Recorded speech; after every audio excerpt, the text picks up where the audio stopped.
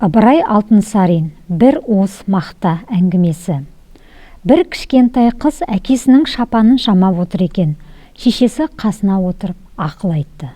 Балам, дүниедегі жаратылған жанды жансыздардың ешқайсының да керексіз болып, жерде қалатыны болмайды.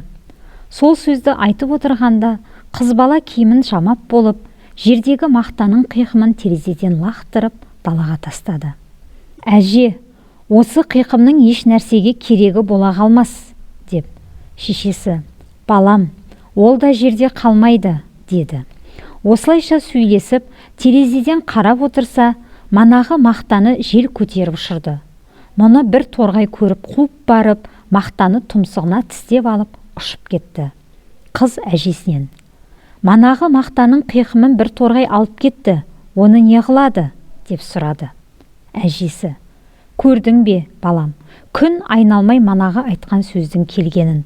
Ол кішкентай мақтаны торғай ұясына төсеп, жас балапандарына мамық етеді, деді. Міне балалар, кез келген нәрсенің керегі бар. Ол мейлі жансыз болсын, әйтеуір бір пайдаға асатындығын, жерде қалмайтындығын Ыбырай атамыздың осы бір уыс мақта әңгімесінен көруімізге болады.